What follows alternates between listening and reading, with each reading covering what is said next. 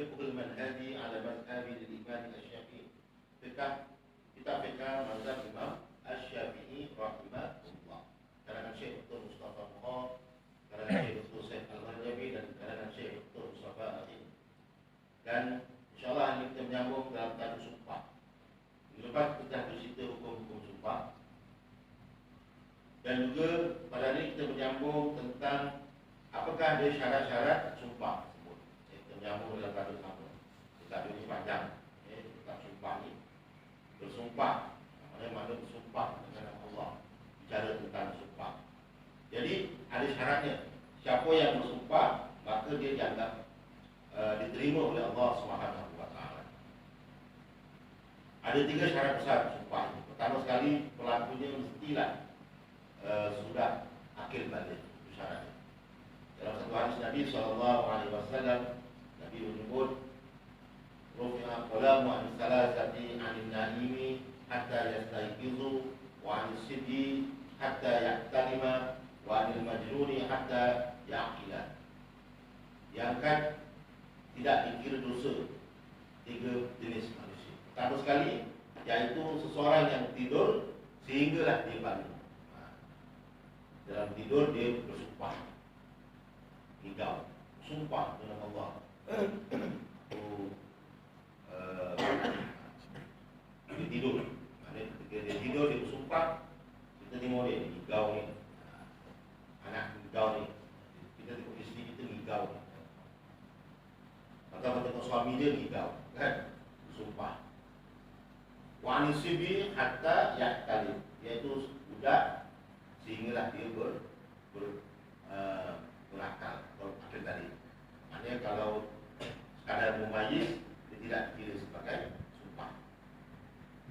Yang ketiga, tuan-tuan, yang saya sebutkan, wa'anil majnuni hatta ya'qila, iaitu orang gila yang gila sehinggalah dia sihat. Kalau dia gila, dia bersumpah, maka kita tidak anggap dia sebagai sumpahnya diterima. Kita macam dulu saya ada pengalaman kerja di hospital Permai sebagai perawat hospital. Orang gila ni, dan saya memberikan kelas agama lah.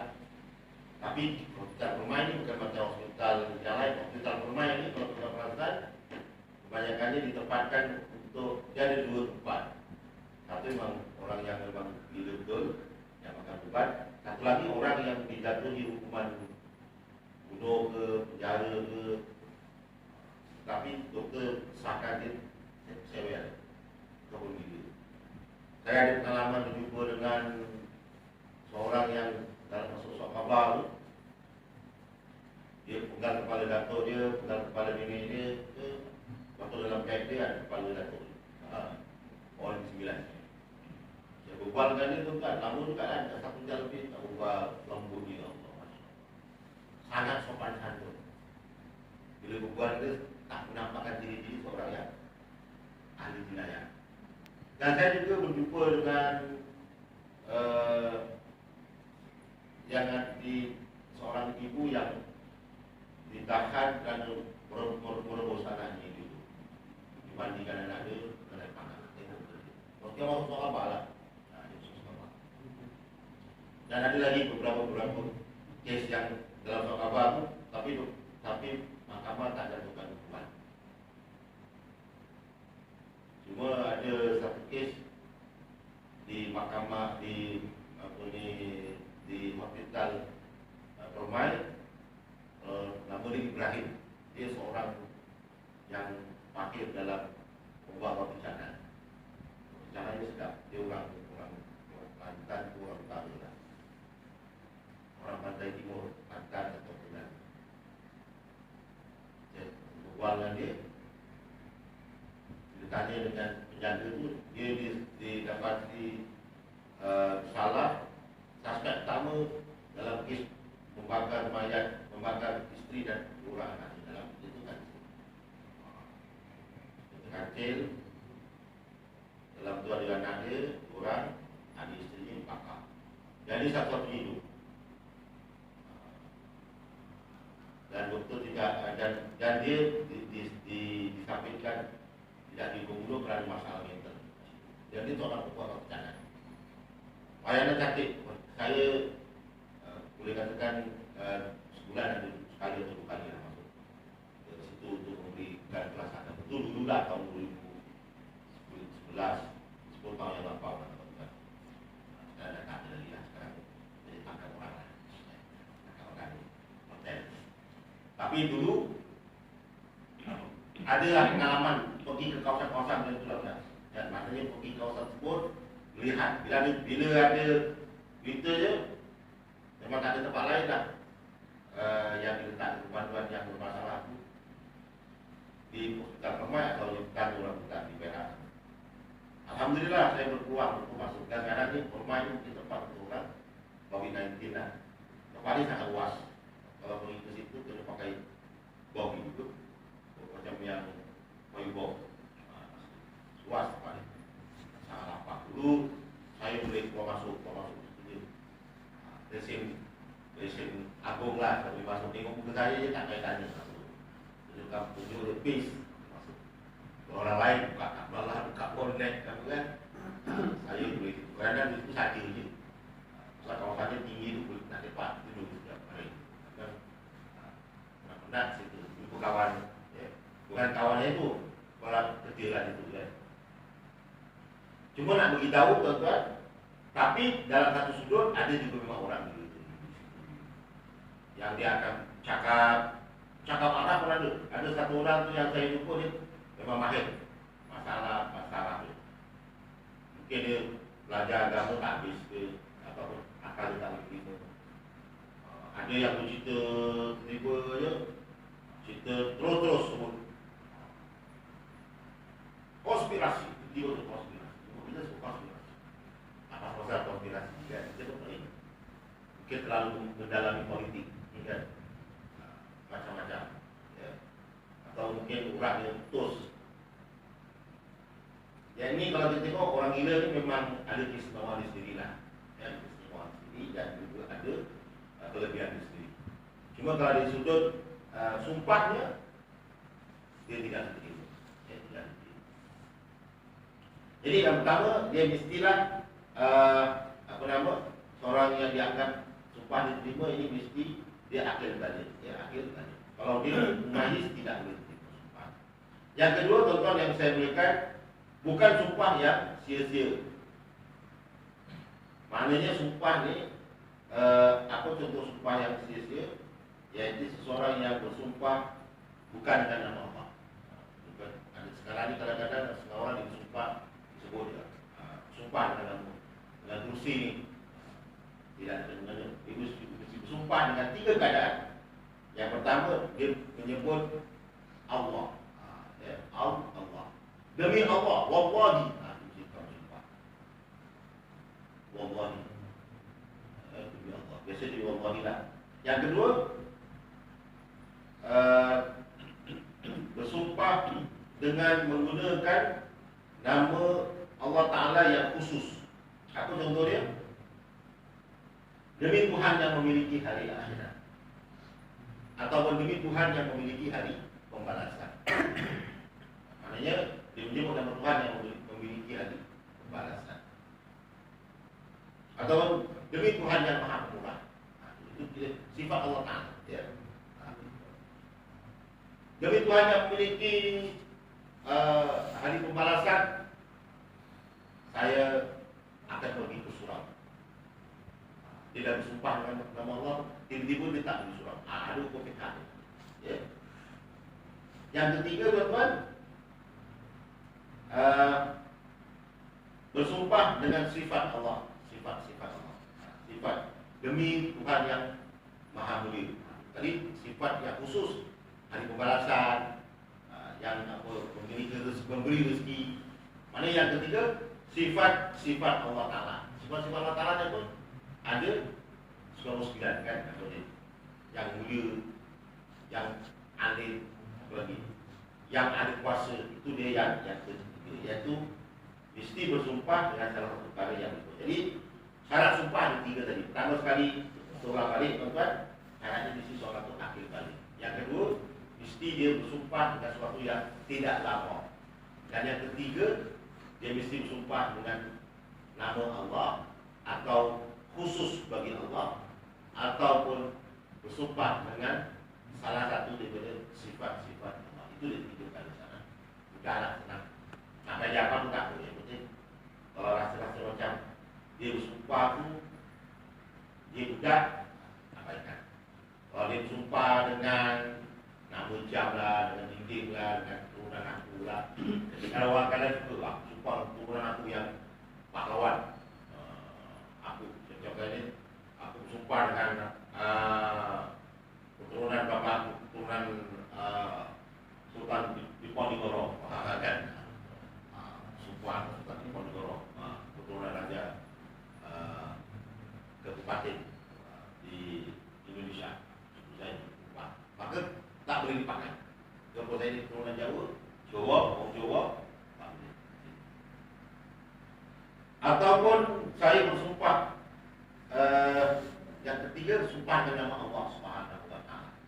Itu sumpah nama Allah. Ataupun sifatnya, ataupun nama khusus dia. Nama khusus itu bukan memang sifat dia, tapi lebih kepada Tuhan yang mencipta bumi. Itulah sifatnya khusus ya. Tuhan yang mencipta langit, Tuhan yang mencipta tanah, Tuhan yang mencipta alam, Tuhan yang berkuasa. Allah Ta'ala lah. Jadi kalau kita kata Tuhan yang berkuasa, boleh kita tanya, yang berkuasa itu siapa? Saya tak masukkan Allah. Jadi dia seorang dia sedang mensyirikkan Allah Ta'ala. Ya. Jadi tuan-tuan, bapak-bapak, tuan-tuan guru yang saya muliakan, di sini ada beberapa peringatan daripada baginda Nabi SAW. Ada beberapa hadis Nabi pernah menasihati Umar bin Khattab. Umar ni tuan-tuan, kalau kita tahu adalah merupakan bapa mertua Nabi, kan? Daripada anaknya bernama Hafsah. Dan tuan-tuan kalau tengok Hafsah lah satu-satunya pemegang mushaf yang digunakan oleh Utsman bin Affan. Hafsah. Rustam Utsmani yang kita baca ni adalah diambil oleh Utsman bin Affan daripada hafalan dan ingatan daripada Hafsah bintu Umar bin Khattab. Ini hebatnya Sayyidina Hafsah ni, walaupun nama dia kurang didengar, tapi antara jasa Hafsah iaitu isteri Nabi daripada anak Umar ni, dia seorang yang hafal Al-Quran. Umar Osman merujuk kepada Hafsah. Hafsah dia punya hafazan Quran tu dia ambil daripada Osman bin Affan. Kelebihan Sayyidina Osman merujuk kepada Hafsah, isteri Nabi SAW, anak Sayyidina Umar bin Khattab. Dengan Sayyidina Umar dia tak ada anak, dia tiada anak. Nabi ada anak dengan dua orang saja, iaitu daripada Khadijah dan juga daripada Maria Kiptiah. Maria Kiptiah anak bernama Ibrahim yang berumur 3 tahun dan meninggal dan wafat. Jadi tuan-tuan, kita sambung balik cerita kisah tentang Umar bin Khattab. Umar bin Khattab ni dia pernah bersumpah dengan nama bapa dia. Bapa Sayyidina Umar lah. Maka Nabi membetulkan. Kata Sayyidina Umar, kata Nabi SAW, man kana halifan falyahlif billahi aw liyasmut.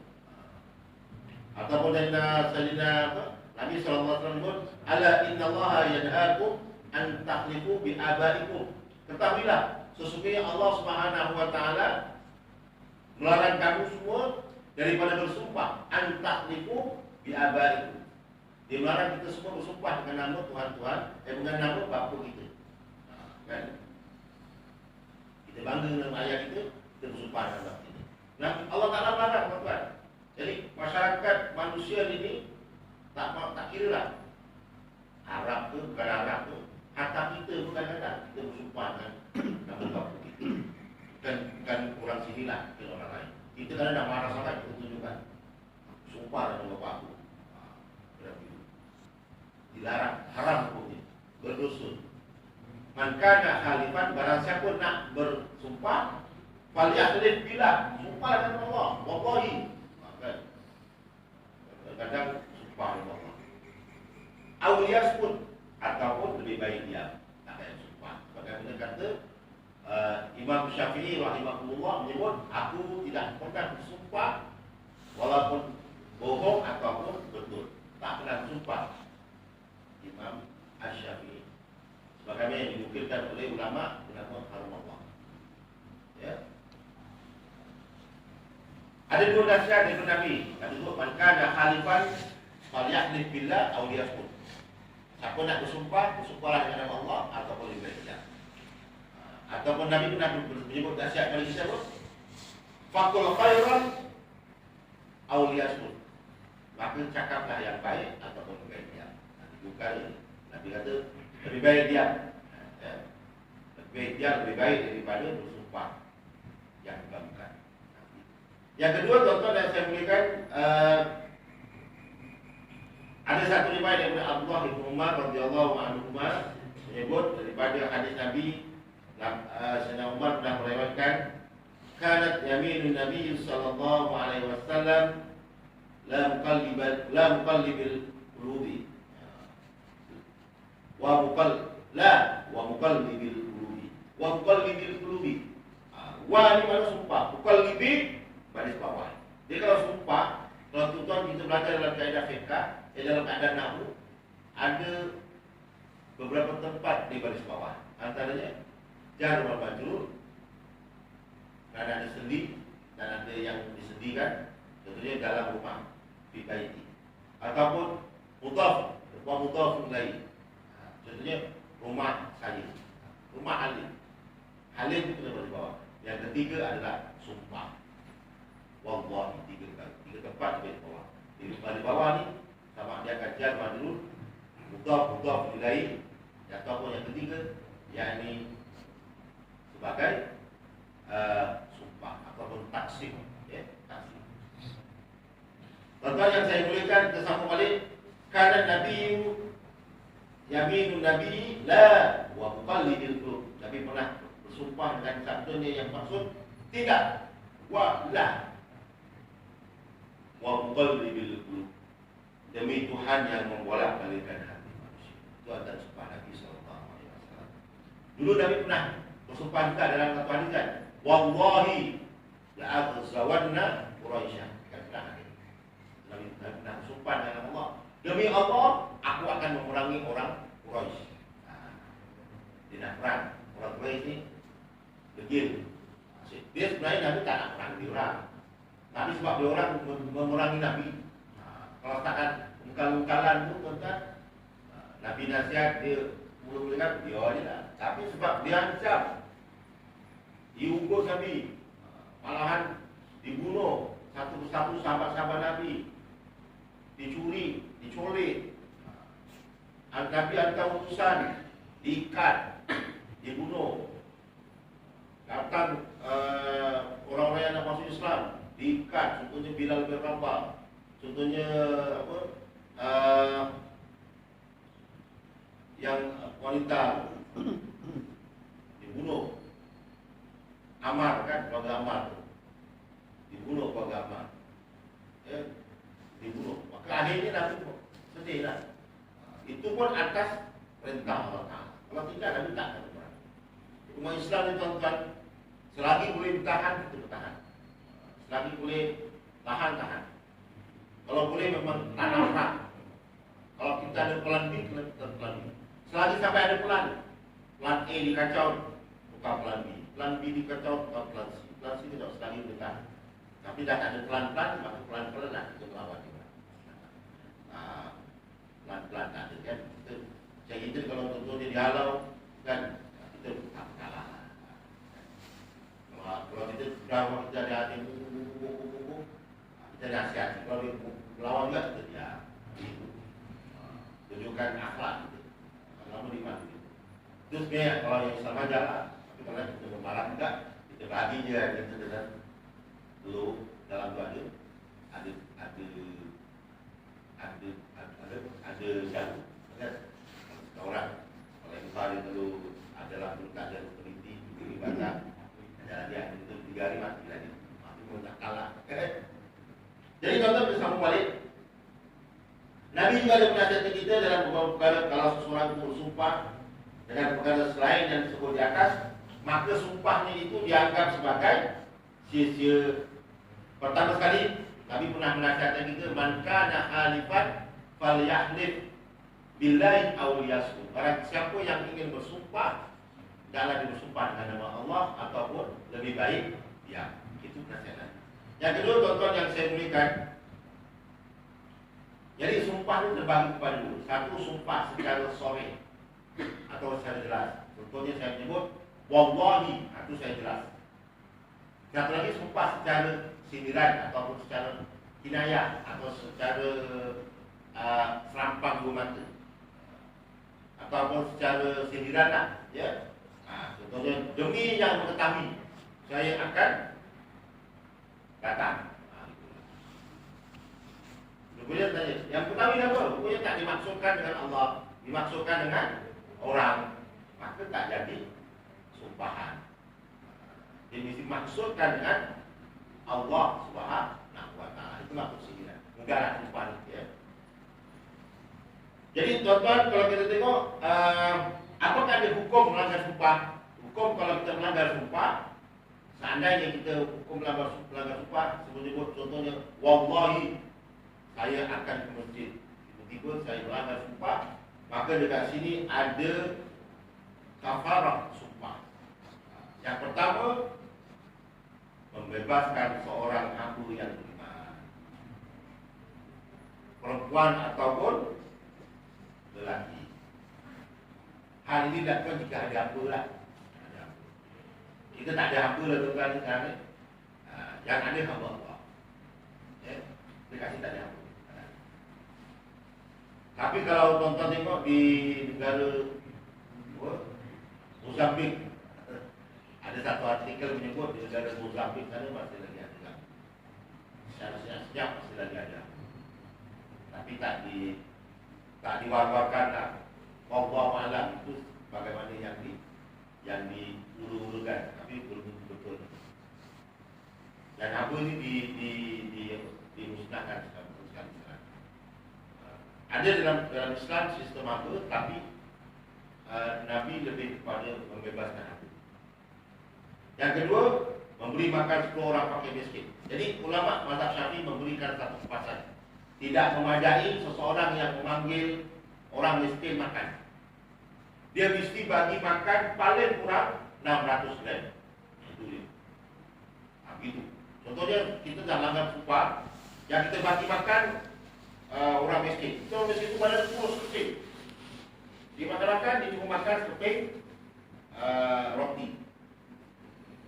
Kalau orang banyak makan, yang lebih ini dibalik. Itu tak boleh. Kita kena bungkuskan dia, bawa balik. Maksud ini macam Syafi'i menyebut. Mana kalau kita nak bagi maksud makan ni, contohnya masa dia makan tu, dia baru lepas makan jamu. Dia dah kenyang kan, kita panggil dia makan ni. Saya tu memang ada hajat bagi makan. Jadi 10 orang tu, kalau contohnya 10 tu, dia tak sila makan, atau dia makan dagingnya saja. Maka kita kena bungkus baginya bagi-bagi. Paling kurang 600 gram ketimbang. Jadi kalau kita nak bagi, alang-alang kita bagi makan pun dia, yang bungkus pun dia senang, kan? Dia tak sanggup. Dia nak buang ke, dia nak bagi orang lain tu pula. Dia nak pegang dengan tangan dia, maksudnya. Padahal jangan ikut. Ada sengaja dia anggap, oh dah makan dah. Oh dia tak makan tak banyak. Dia mesti pagi makan paling kurang 600 gram. Ini sebagaimana dalam kitab yang kita kongsikan tadi. Ya, dalam kitab Syekh Dr. Mustafa Murrah, dalam Fiqhul Mazhab Asy-Syafi'i menyebut, memberi makan 10 orang fakir miskin, setiap orang miskin mestilah diberikan secupak makanan asasi yang menjadikan kebiasaan tersebut secupak kadar yang diketahui umum lebih kurang seberat 600 gram. Tidak memadai dengan menyebut mereka datang makan hari atau makan malam ataupun yang cukup. Tak memadai. Dia bagi makan cukup. Kalau dia tak makan, bungkuskan. Dikatakan balik. Kalau nak bagi makan cukup.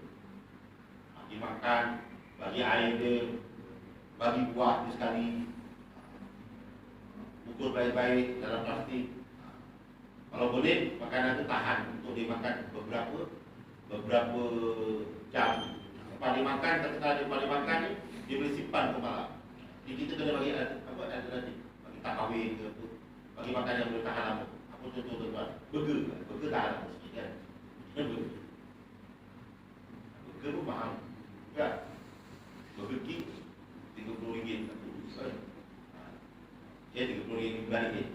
Kamu tak makan. Dia bapak tak makan Burger King tak ada. Makan.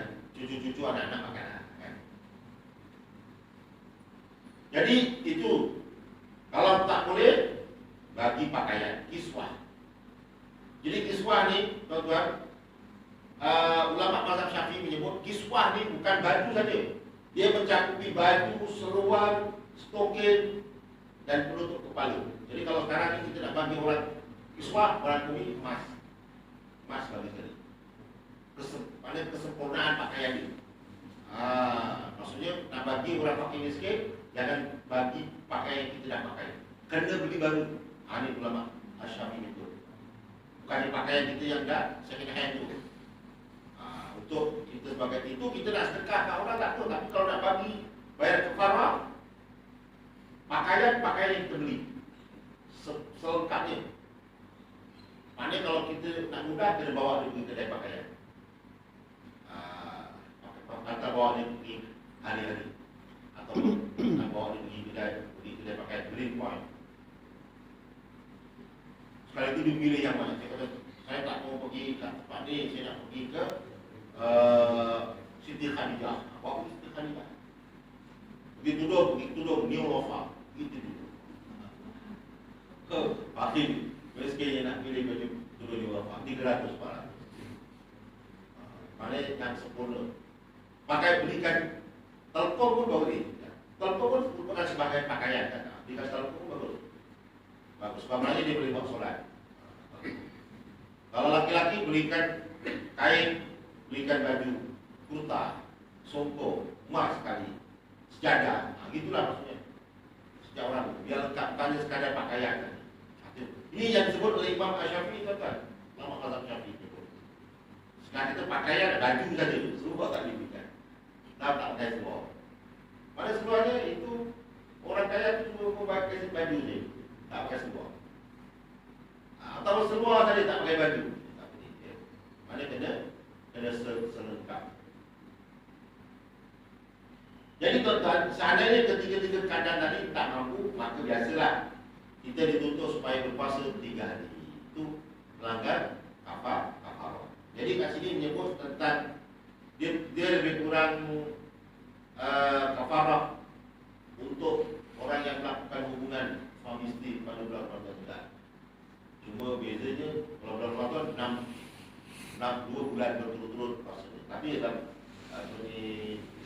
bagaimana untuk kafarah sumpah lebih kurang 3 hari saja. Baik bila 3 hari kan. Tapi kalau kita tengok Imam Syafi'i menggariskan kena jangan ambil kesempatan. Maksudnya begini, dia kena turutan. Membebaskan hamba saya memang tak mampu. Maknanya dia kena ambil yang kategori yang kedua, iaitu memberi makan. Dia tak boleh terus puasa. Dia kena bagi makan juga. Usulkan bagi makan. Saya kira bagi makan lagi mudah lah sebenarnya. Kalau baju kita nak beli baju, kalau bagi makanan kita order makanan saja. Cari dia 10 orang makin miskin, bawa pergi order nasi ayam, seorang bagi 2 kotak. Senang, 2 kotak lagi. Lagi mudah kan kita beli order. Kami kalau pakaian pendidikan, kena pakaiannya sendiri. Jauh waktu pergi mana-mana kan. Nanti beli pakaian dulu, dia pergi cari pakaian dia sendiri. Tadi pergi nak cari pakaian bagi orang pakai miskin, nak bayar kafarah. Rupanya dia pergi pakaian sendiri. Kali balik, Allah mak, dia tak beli pakaian untuk orang pakai, tapi dia beli pakaian dia sendiri. Beli baju dia, beli tudung dia, beli beg tangan. Beli itu, beli ni, ukur. Contoh. Jadi tuan-tuan, itu tadi tentang hukum mereka yang melanggar sumpah. Tapi kalau melanggar sumpah yang bersifat sindiran, tadi itulah, kalau dia dimaksudkan kerana Allah, maka dia kena hukum tadi. Tapi kalau dia sindiran tetap maksud pada yang pertama tadi, maka sumpahnya itu tidak dianggap sebagai sumpah. Itu tentang mana sumpah. Nabi pernah menasihati kita dan pernah hukum sumpah ini tuan-tuan ada dalam hadis Nabi SAW. Hadis sahih menyebut tentang Nabi pernah menasihati kita, man halafa ala yamini fara'a khairaha khairan minha falyati alladhi huwa khair falyufal an yamini. Nabi punya menyebut, barang siapa yang bersumpah dan dia melihat lainnya yang jauh lebih baik, falyati alladhi huwa khair, maka hendaklah diambil yang jauh lebih baik tadi. Falyukafir an yamini, maka hendaklah dibayar sumpah. Ini contoh lah. Saya paham ni. Hadis sahih dalam orang Muslim menyebut, barang siapa yang bersumpah kalau dia mendapati sesuatu yang lain lebih baik. Ini Nabi nasihat ini. Contoh lah. Katakanlah sesuatu dia nak bersumpah. Katakanlah dia janji dengan orang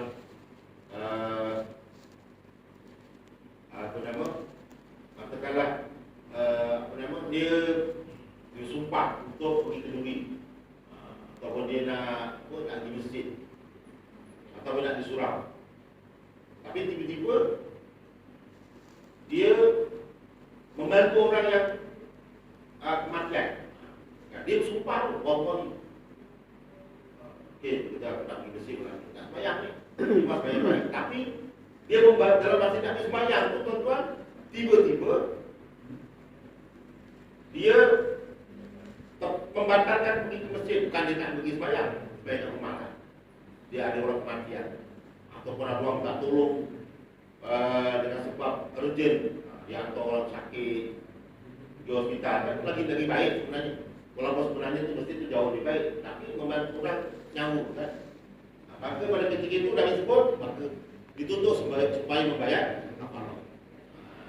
Maknanya sumpah ni bukannya mestinya dalam hal-hal yang jahat saja, tapi termasuk juga dalam bab-bab yang jauh lebih baik. Jadi bagaimana kita tunjukkan kepada tak salah, pada tak salah. Mana kita pilihlah yang jauh lebih baik. Nabi menyebut fal ya'ti khairan minha. Jauh lebih baik lah, maksudnya sesuatu yang lebih baik. Mana dia tak mesti melanggar sumpah saja, tapi dia juga merangkumi kepada perkara yang jauh lebih baik. Saya kira beri makan orang miskin tak jadi masalah. Sebab dia dah bersumpah. Sebab tu kita dituntut supaya jangan bersumpah. Sebenarnya bersumpah ni, kalau kita tengok hukum asalnya adalah makruh. Sebab Nabi mengajar itu supaya jangan kita bersumpah. Di hukumnya, pada asalnya hukumnya adalah makruh. Dan itu, Nabi pesan, kalau ada cara yang lebih baik, katakanlah saya bersumpah untuk pergi ke sini. Pihak sini dah follow up saya kan, untuk tuan-tuan pun tiba-tiba saya tak nak datang, menghampurkan. Bukan sebab apa, ya masa tu buat. Kalau tak boleh datang, beritahu awal-awal dan carilah ganti, jadi selesai masalah kan. Ini dah nak cari ganti. Rupanya dalam bersama saya pergi, macam itulah, ada jiran saya ke, kena sakit ke apa kan, minta tolong saya hantar hospital. Maka kat situ, kalau saya bersumpah, maka dah disebut darah dibayar. Jadi bersumpah ni dia tak sama, dia ada special sikit. Dia tak macam kita langgar macam orang berpuasa, apa ni, langgar puasa dan sebagainya. Dia kalau ada yang lebih baik pun, kalau kita bersumpah, kita kena tetap bayar itu. Sebab sumpah ni hukumnya sangat besar di sisi Allah Subhanahu wa taala. Tapi kalau tak mampu pun puasa 3 hari. Tidak menggambarkan jangan main-main dengan nama Allah Taala. Itu dicuri. Sebab tu kalau kita ditutup apa? Insyaallah kan. Dia buat keduri malam ni puasanya, insyaallah ditutulah insyaallah. Kalau tak boleh nanti saya doakan. Kalau tak boleh pun saya doakan anak saya. Jangan sumpah Allah sini tak cukup. Anak itu memang kebenaran. Kan? Jadi tuan-tuan hadirin yang dirahmati Allah Subhanahu wa taala, mari kita masuk. Ada kajian daripada kitab ini menyebut ada beberapa hukum sumpah. Seseorang yang menyebut aku sumpah dengan nama Allah, maka sumpah itu dianggap kira. Dia tak akan main-main. Jadi kalau kita sebut aku bersumpah dengan nama Allah saja, otomatik sumpahnya dah valid. Apa dalil dia tuan-tuan? Surah An-Nahl ayat 38 menyebut a'udzubillahi minasyaitonir rajim. Bismillahirrahmanirrahim. Wa aqsamu billahi jahda aymanihim. Dan mereka bersumpah dengan nama Allah dengan bersungguh-sungguh. Jadi kalau kita bersebut wallahi aku sumpah nama Allah ni, dia dah jaga bersumpah. Dia pertama. Walaupun pada ketika itu dia tidak berniat. Jadi bersumpah dengan nama Allah ni tuan-tuan tidak perlukan niat. Kerana dia sudah otomatik. Macam seseorang yang dia menyebut talak kepada isterinya, aku ceraikan kamu, kata seorang laki-laki kepada isterinya, maka jatuh talak. Walaupun saya tak ada niat. Niat tak niat tidak dikira. Disebut lafaz. Itu bahaya talak. Yang kedua, kalau seseorang yang berkata kepada orang lain, aku bersumpah dengan kamu dengan nama Allah, ataupun aku minta kepada kamu dengan nama Allah, maka ia adalah sumpah. Sekiranya dia bermaksudkan perkara itu adalah sumpah untuk dirinya. Maksudnya kalau dia menyebut aku bersumpah kepada kamu, maknanya dia kisah sumpah juga kan, lebih kurang gitu. Ya. Jadi tuan-tuan, Nabi pernah menyebut dalam satu hadis Nabi SAW, Nabi menyebut la yus'alu biwajhillahi illa jannah. Tidak diminta dengan nama Allah kecuali untuk minta syurga. Jadi Nabi menyebut, kenapa seseorang itu menyebut jannah, menyebut sumpah sebab kita nak mendapatkan syurga, ataupun kita berniat supaya apa yang kita buat itu untuk menuju syurga Allah SWT. Itu sebab sumpah ini menggunakan nama Allah SWT. Sebab Allah dikaitkan dengan kehendak kita untuk masuk ke dalam syurga. Jadi tuan-tuan, seandainya seseorang itu yang bersumpah, tadi kan kita dah kongsikan kat sini, sumpah ada dihukumkan, ada 4 hukum. Satu, sumpah wajib hukumnya. Yang kedua, sumpah haram. Yang ketiga, sumpah jadi harus. Yang keempat, sumpah menjadi sunat. Sumpah yang haram ni, contohlah katakan saya bersumpah untuk mencuri. Contoh saya bersumpah untuk mencuri, maka hukum saya mesti saya langgar. Wallahi aku akan mencuri, kata saya. Ini contoh. Maka syarat menyebut supaya saya ini jangan mencuri. Tapi saya dah bersumpah, maka wajib saya melanggarnya. Ketika saya melanggarnya, saya kena bayar kafarah. Maksudnya itulah sumpah yang itu wajib dilanggar. Sumpah yang haram. Sumpah yang haram ni ada berapa tuan-tuan? Sumpah yang haram ni ada 2. Satu, sumpah untuk melakukan maksiat. Yang kedua, sumpah berdusta. Katakan saya sebut, wallahi apa yang saya buat ini adalah betul. Padahal tak betul. Contohnya saya disuruh basuh tangan, tapi saya tak buat tangan. Maka saya berbohong. Ya, saya berbohong. Ataupun saya bersumpah untuk bakar masjid. Maka bakar surau. Maka saya di sini melanggarnya dengan cara tidak memakan. Jadi dengan cara macam mana? Saya kena bayar kafarah. Jadi sumpah begitu pun kata ulama mazhab Asy-Syafi'i, dia wajib membayar kafarah. Jadi jangan main-main dengan kata sumpah. Senang cerita, kalau saya gunakan nama Allah, saya mesti buat benda kalau yang baik, saya mesti buat. Kalau benda tu benda yang haram, saya mesti jangan buat.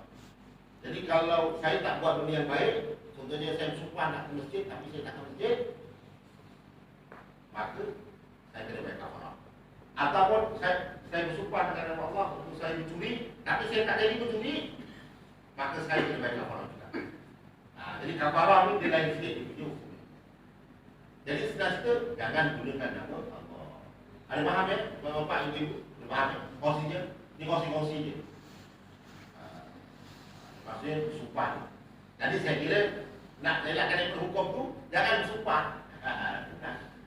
Wallahi kan kadang isinya bergurau. Betul dia wallahi ya. Bang saya kapan tahu itu lagi. Adalah wallahi. Wallahi apa akan kami. Dia akan kami. Wah, bisa. Apa kena kahwin? Wallahi apa akan kahwin kan? Maknanya apa kena kahwin bila lah. Bila pernah meninggal. Kalau dah meninggal tu saya tak nak apa kahwin. Cekik apa? Tak apa. Dan patah kembali kalau bergerak semua. Maknanya bila suami dah wallahi akan kahwin, dia kena laksanakan perkahwinan. Kalau tidak dia kena bayar apa?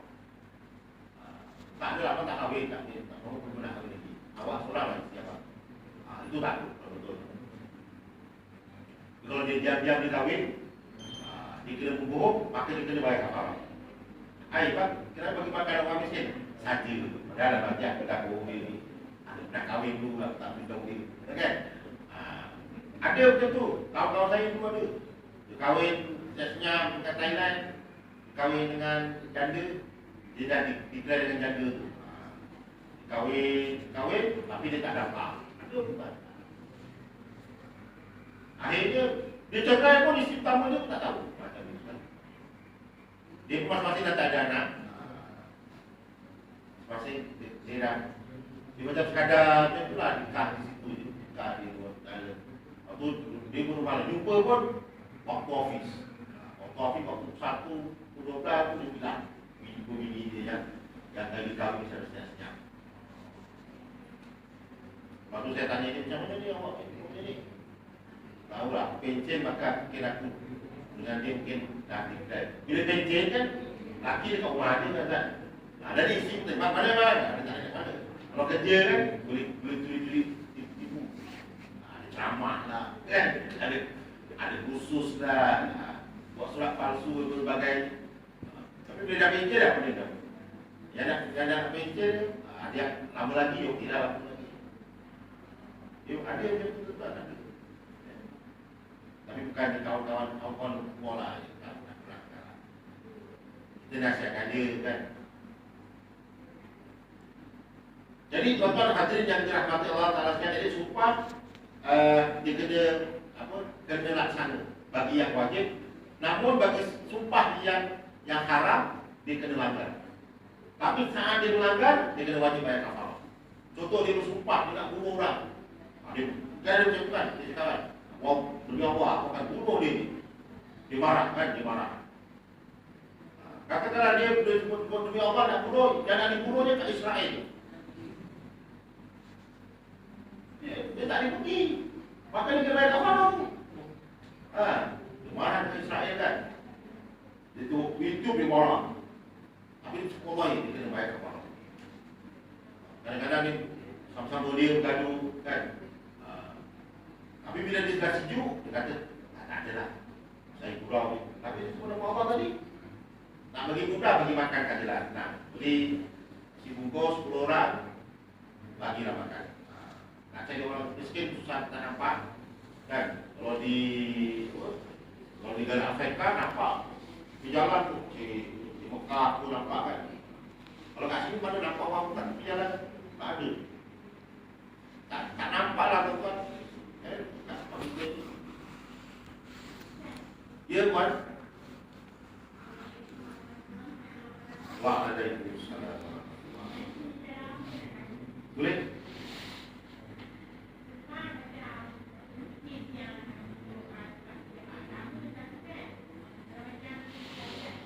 Saja.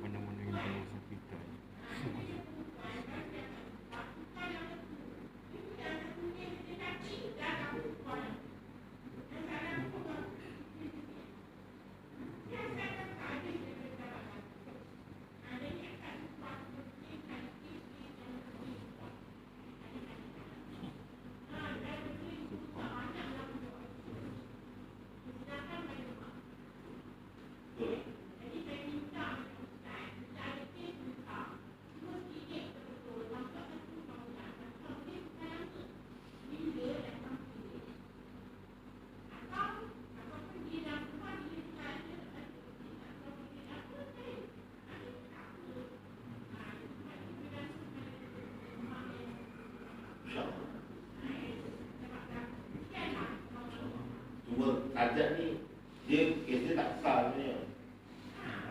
Cuma dia lari ke Australia tu tadi yang link besar-besarkan cerita ni. Dia sebenarnya kes dia apa ni, cuma nak di kes tu kesalahan pakaian tidak sopan tadi. Salah cadar tu. Cuma yang dilari tu dia sama besar.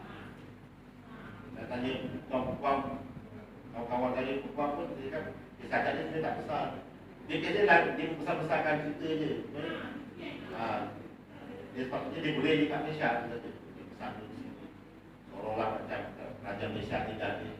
Padahal kalau cerita dia kalau kami di bagian penguasa tu biasanya dia bawa kesalahan 29 dia. Dia macam tu. Iaitu berpakaian tidak sopan, kaos ni. Tak ada cerita untuk benda.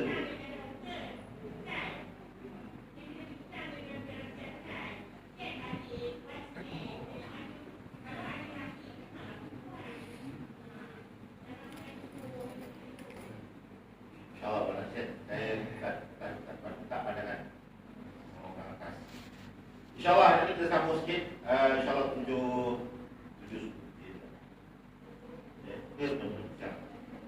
sambung sikit lagi tentang sumpah. Mesti ada lagi banyak lagi ni.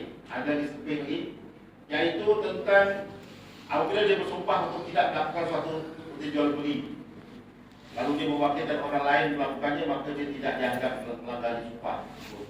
Ini kiranya adalah berdasarkan apa yang dilaporkan. Contohnya saya nak jual barang, kalau Ustaz Hasan nak jual barang, saya wakil pada dia.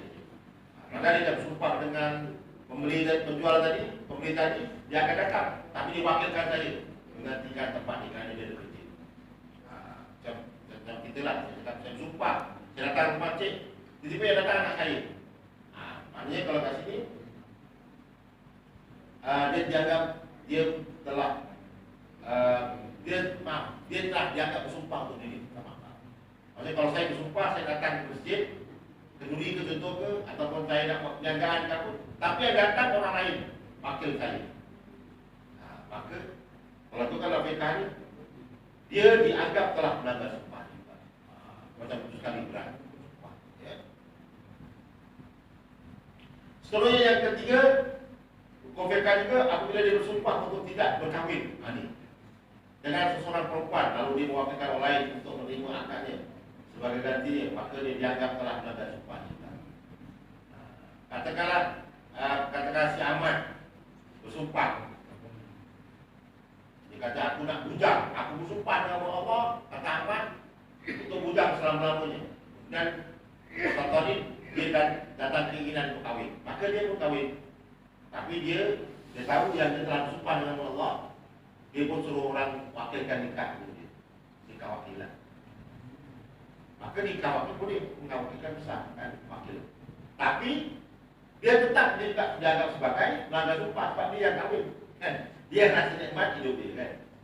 Maknanya melanggar sumpah walaupun dia nak guna apa cara sekalipun, dia tetap dianggap sebagai melanggar sumpah. Kadang-kadang seorang kan dia bersumpah dengan Allah, dia nak hujang. Maklumlah dia putus cinta, mahu dia tinggalkan dia, atau mahu tinggalkan dia bersumpah. Akhirnya saya pernah bersumpah dalam diri dengan Allah Ta'ala, saya tak nak hujang apa itu. Tapi manusia kotor dan kadar, maka kita cakap awak pernah sumpah dengan Allah, awak kena bayar kafarah juga. Maksudnya begitu. Maksudnya kat situ ada hukum fiqh.